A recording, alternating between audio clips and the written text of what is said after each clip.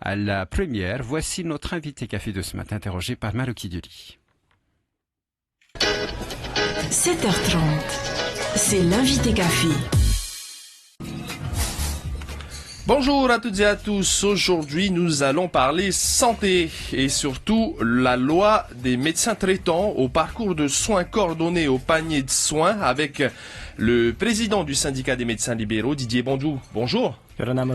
Vous êtes en plateau avec nous ce matin car les médecins libéraux que vous représentez s'opposent à ce nouveau dispositif, une loi du pays qui a été publiée au journal officiel en novembre dernier et qui instaure un système avec un médecin référent, un parcours de soins coordonné et un panier de soins. Alors, vous me disiez juste avant que c'était un peu saucissonné ensemble. On va prendre les trois parties point par point. Vous n'êtes pas contre le fait d'avoir un médecin référent, mais ça peut être amélioré en tout cas. Il pourrait y avoir des problématiques. Rapidement, est-ce que vous pouvez nous en parler sur ce point-là ? Oui, tout à fait. Le principe du médecin traitant, médecin référent a été instauré en métropole voilà pas mal d'années maintenant, qui est un bon principe qui consiste à centraliser un petit peu les données concernant un patient autour d'un seul et même médecin. En métropole, celui-ci peut être un généraliste ou un spécialiste. On comprend bien qu'il y a des pathologies un petit peu complexes, de cancérologie ou autres, qui pourraient très bien être centralisées par un spécialiste. Nous avions soulevé également lors de réunions le problème que la Polynésie est un pays très éclaté. Grand comme l'Europe. Grand comme l'Europe. Et on aurait pu imaginer que des patients vivant dans les îles éloignées auraient pu bénéficier de 2 médecins référents et non d'un seul, avec un médecin à Tahiti, un médecin dans l'île en question. Cette idée n'a pas été retenue, on ne sait pas trop pourquoi. Donc un patient qui va avoir un médecin référent, c'est ensuite le médecin référent qui l'oriente vers d'autres médecins. Et c'est là qu'on en arrive un petit peu au parcours de soins coordonnés. Et là, il pourrait y avoir plusieurs difficultés. Est-ce que vous pouvez nous en parler ? Ce parcours de soins coordonnés est également quelque chose qui existe en métropole, bien que très peu appliqué. Ça consiste là aussi à ce que le médecin traitant oriente et organise la suite des soins, que ce soit en bilan, que ce soit en prélèvement, en examen complémentaire. Ça a fait son chemin en métropole, mais là aussi on pourrait penser qu'un spécialiste pourrait très bien gérer des problèmes pointus et par exemple un patient suivi par un cardiologue depuis des années avec une pathologie pointue au niveau de la cardiologie, l'obliger à reconsulter son médecin pour aller revoir son cardiologue nous paraît pas forcément utile ni gagnant du temps. Et au niveau administratif aussi, ça serait compliqué. C'est une lourdeur administrative à tel point qu'en métropole, très souvent, les patients voient la secrétaire du médecin généraliste qui se contente de mettre un tampon sur un papier pour confirmer et affirmer que le parcours de soins a bien été réalisé. On veut pas en arriver là ici, mais c'est vrai que c'est pas tellement ce pourquoi on se bat contre cette loi. Il faut bien avouer que cette loi, malheureusement, a été publiée en impliquant ces 3 idées, c'est-à-dire médecin référent, parcours de soins et panier de soins. Notre cheval de bataille est le panier de soins, essentiellement, rien que le nom est un petit peu horripilant, c'est-à-dire qu'on met dans un package ce à quoi aura droit le patient. Ça, c'est effectivement notre cheval de bataille. On ne se battra pas pour l'idée du médecin référent ou du parcours de soins, mais cette idée de panier de soins est vraiment très très ambiguë et va littéralement changer la donne au niveau de la prise en charge et du patient et la suite des choses au niveau de la médecine au Fénois. Justement, un panier de soins, c'est en quelque sorte un seuil qu'on ne doit pas dépasser. Est-ce que vous pouvez nous dire en quoi ça va être compliqué, ce panier de soins ? Et tout à fait, c'est un package. C'est-à-dire que pour une pathologie donnée qui sera, il ne s'est pas du tout mis dans la loi, mais ce sera hors ou y compris longue maladie. Un exemple, par exemple. Un exemple, RAA déjà existant. On a déjà subi, j'insiste bien, le terme subi, ce panier de soins depuis la dernière loi et le conflit qu'il y a eu il y a quelques années.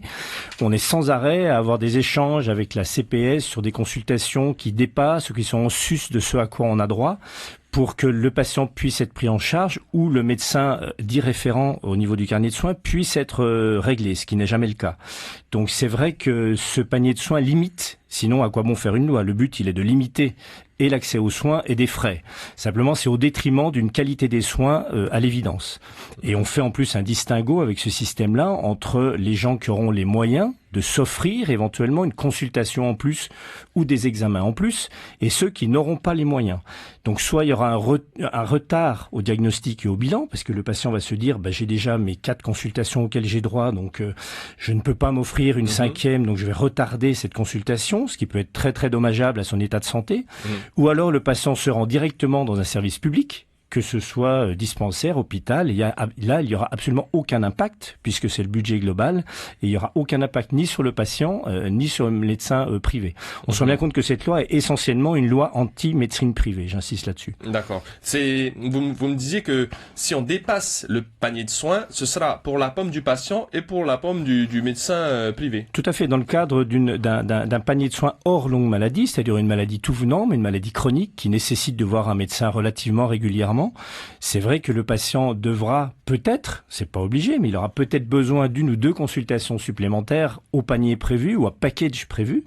Et ces deux consultations seront impactées à lui, c'est-à-dire qu'il devra les prendre en charge.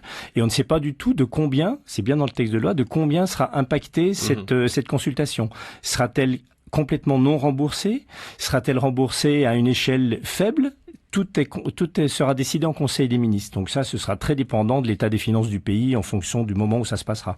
Donc pour bien faire comprendre aux auditeurs qui nous écoutent, imaginons qu'un panier de soins de 10 consultations, par exemple, on y arrive bientôt, un patient est à 9, presque 10, ça peut le freiner pour aller consulter le médecin étant donné qu'il a peur de dépasser son panier de soins et de ne pas être remboursé. Tout à fait, ce qui sous-entend que le patient de son côté ferait le compte de ses consultations annuelles, ce dont je doute, et ce qui sous-entendrait que nous, médecins ou cabinets, on ferait à chaque fois, en fonction du patient qu'on le reçoit, le décompte des consultations annuelles, ce qui n'est jamais le cas. Nous, notre patient se présente, on doit l'examiner, on l'examine, on fait notre boulot, et on décide après s'il y a des examens à faire ou un nouveau traitement à mettre en place. Ce qui est un petit peu pénible avec cette idée de panier de soins, c'est qu'en fait, le patient n'existe plus. On a un numéro de maladie, on a une espèce de code de maladie qui s'appelle A003, et avec ça, on tire un tiroir et on a ce à quoi on a droit comme consultation et examen.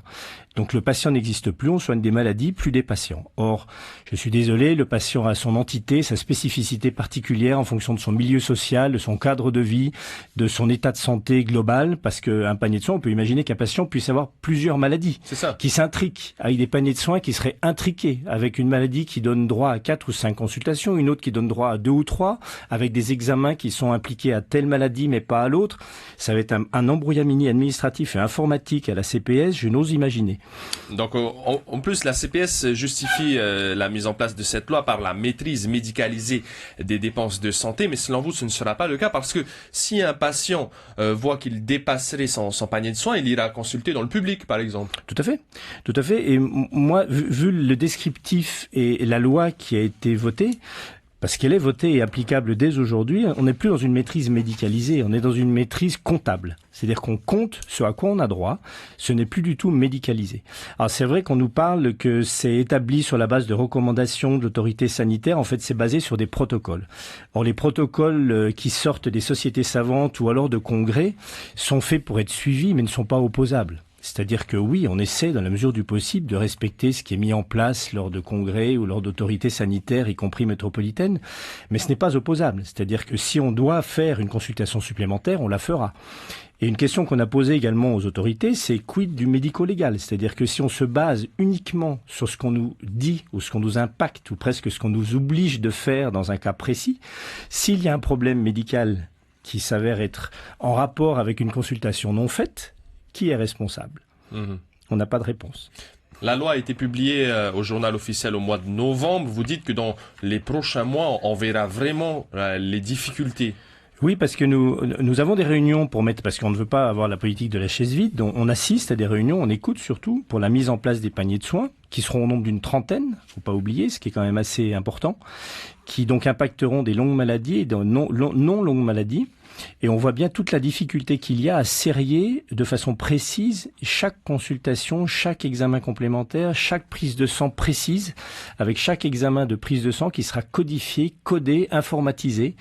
Donc si on dépasse ou si on demande un examen supplémentaire, ça sera non pris en charge, non remboursé. Donc l'informaticien de la CPS a du travail également là-dessus. Une dernière question, vous avez attaqué donc cette loi devant le Conseil d'État, vous avez bon espoir d'être entendu? On a déposé un recours en tout cas parce qu'il nous semblait justement qu'on n'était plus dans une démarche de médecine libérale, c'est-à-dire que même si on est censé avoir le droit de prescrire autrement, on sent bien qu'il y a un poids administratif et politique qui va nous obliger de faire d'une certaine façon.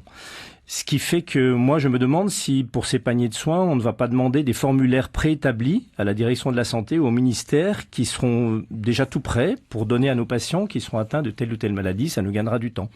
D'accord. Merci en tout cas Didier Bandou, président du syndicat des médecins libéraux, d'avoir répondu à nos questions ce matin dans l'invité café concernant donc cette loi relative aux médecins traitants, au parcours de soins coordonnés et au panier de soins. On retiendra que pour vous, on n'est plus dans une maîtrise médicalisée des soins aux patients, mais bien dans une maîtrise comptable. Et là est toute la différence.